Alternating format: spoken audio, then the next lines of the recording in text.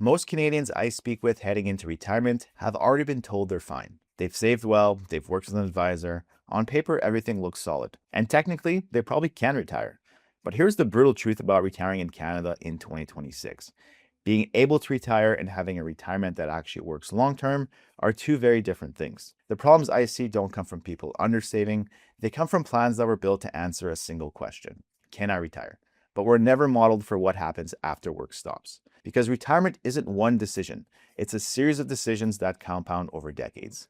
And most of the consequences don't show up right away. They show up later. Not because anything went wrong, but because the plan was never designed to show how income, taxes, government benefits, and investments interact over time. In your late 60s or early 70s, when CPP, OAS, RIF withdrawals, taxes, and inflation all start pulling on each other at the same time, that's when people start saying, I didn't expect this. Let me explain what I mean. When people first retire, their income often looks clean and simple. CPP starts, OAS starts, maybe there's a pension, maybe some RRSP withdrawals. They add it all up, look at the gross number, and think, okay, this works. And technically, it does.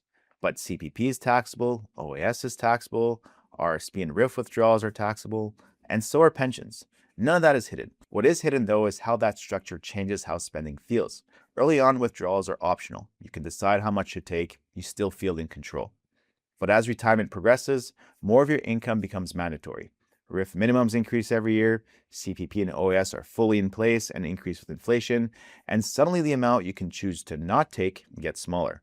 That's when people start feeling it, not because their tax bill suddenly exploded, but because every dollar that they want to spend now sits on top of an already full income stack, and that extra dollar is often taxed at a much higher marginal rate than they expect, sometimes with OAS clawbacks layered on top. So people don't stop spending because they can't afford it, they stop spending because it feels inefficient. They tell me things like, every time I pull out money, it feels like half of it just disappears. That's the real tax problem in retirement. Not higher average taxes, but higher friction on every spending decision, combined with fewer planning levers to adjust it. And once that structure is locked in, flexibility is hard to get back. Not because anything went wrong, but because nobody ever modeled what after-tax spending power actually looks like over time. And taxes, as frustrating as they are still only part of the story. Before we keep going, I want to pause here for a second. When I review retirement plans, the biggest issues I see rarely come from one bad decision. They come from good decisions that weren't coordinated. Investment strategy, CPP timing, withdrawal order, and taxes all pulling in different directions. A portfolio that made perfect sense during the accumulation stage can create real problems in retirement if it isn't aligned with how and when income is actually taken. That's why I put together a free retirement toolkit. It outlines the key things that need to be modeled together. So investment structures, CPP timing, RSP and RIF withdrawals, along with taxes. So you can see where the disconnects tend to show up before they become permanent. If you want a clearer framework to pressure test how all this fits together, you can grab the toolkit using the link in the description. Inflation is the next issue, and this one feels very different today than it did a few years ago. For a long time, inflation was something planners just talked about in theory, a long-term assumption, 2% here, 3% there. But over the last few years, inflation hasn't felt theoretical at all. You felt it at the grocery store, you felt it when you filled up your car, you felt it renewing your insurance, replacing appliances, or booking travel. Everything just costs more. And it happened faster than most people expected. That's important because many retirement plans were built during a period when inflation felt tame and predictable. The assumptions baked into those plans often don't reflect what people are actually experiencing day to day right now.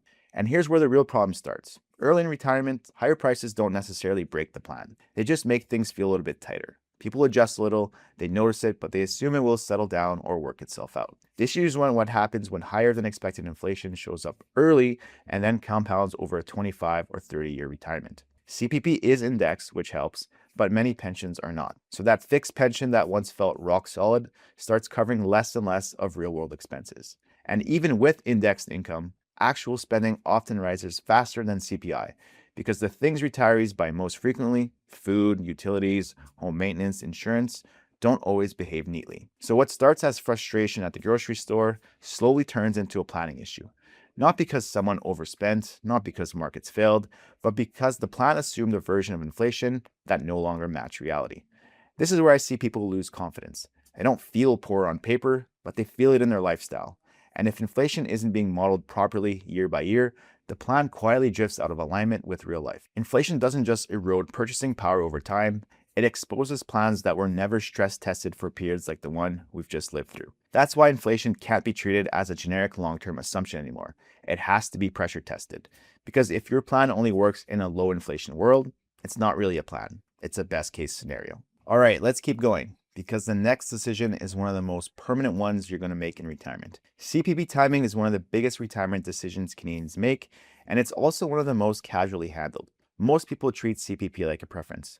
I'll take it at 60 because I want the money. I'll wait until 65 because that's normal, or I'll delay until 70 because that's when the highest payment comes through. And on the surface, all of those sound reasonable. The problem is that CPP isn't just a check. It's a structural decision that shapes the rest of your retirement. Once you start CPP, the decision is locked in. There's no reset, there's no redo, no opportunity to adjust later when circumstances change. What I see over and over again is people making a CPP decision in isolation, without seeing how it interacts with the rest of their plan. They don't think about how CPP affects how much they need to withdraw from their RRSPs early on, what tax bracket they sit in year to year, whether OAS clawbacks become an issue later, or how much flexibility they'll have as they age. So the decision feels small in the moment, but the consequences last for decades.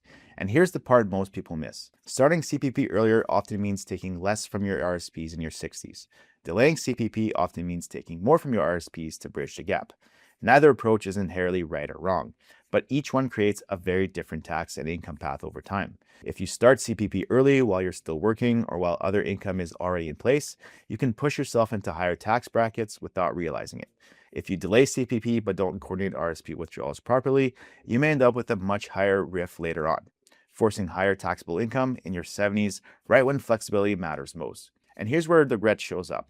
People don't regret the size of their CPP check, they regret how it boxed them in. They realize later that a different CPP start date could have smoothed income taxes over time, reduced forced RIF withdrawals, or avoided OAS clawbacks altogether. But by then it's too late. CPP timing isn't about maximizing CPP, it's about optimizing the entire retirement system, investments, taxes, withdrawals, and government benefits working together. That's why CPP timing should never be decided on a rule of thumb, a headline, or what a neighbor did. It needs to be modeled year by year alongside everything else, because a reasonable CPP decision made in isolation can quietly become one of the most expensive retirement mistakes someone makes. RSPs are another area where the real issues don't show up until after retirement starts. During your working years, RSPs feel like a win. You get the deduction, your money grows tax deferred, and the common assumption is, I'll deal with the taxes later when I'm in a lower bracket.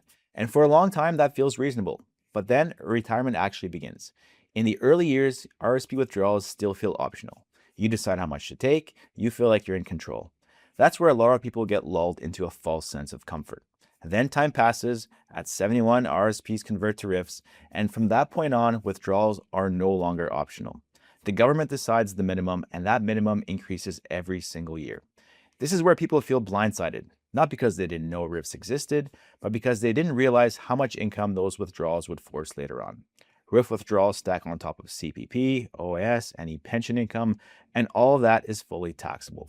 So someone who thought they were deferring tax efficiently for decades suddenly finds themselves pulling more income than they actually need and paying tax on money they didn't even want to spend. This is where I hear things like, I don't need this much income, or I feel like I'm being pushed into a higher tax bracket for no reason.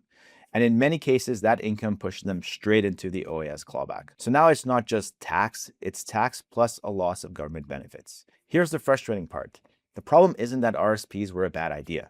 The problem is that no one planned for how and when that money would come out. The most valuable RSP planning years are often in your early and mid 60s, before CPP and OAS are fully turned on, before RIF minimums exist when withdrawals are still optional. Once those years pass, flexibility shrinks quickly. People don't regret saving into RSPs, they regret not using that window to reduce the future problem while they still had control. And once RIF withdrawals and government benefits are fully locked in, the structure becomes very hard to unwind, not because anyone made a mistake, but because the plan assumed it could be dealt with later.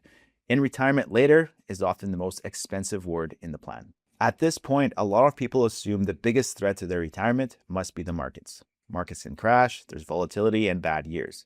And yes, investment performance still matters. Poor returns can absolutely derail a retirement plan. But what I see far more often isn't a portfolio failing because markets collapsed. It's a portfolio failing because it was built for the wrong job. Most investment portfolios are designed for accumulation. Grow the money, maximize long-term returns, stay invested. That works well when you're earning a paycheck and contributing regularly. But retirement changes the role of your portfolio completely.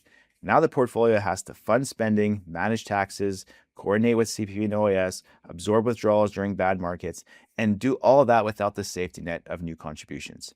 This is where problems start showing up. A portfolio that looked perfectly reasonable during the accumulation stage can create real stress in retirement if it isn't structured for income. Not because the investments are bad, but because the timing and the sequencing are wrong.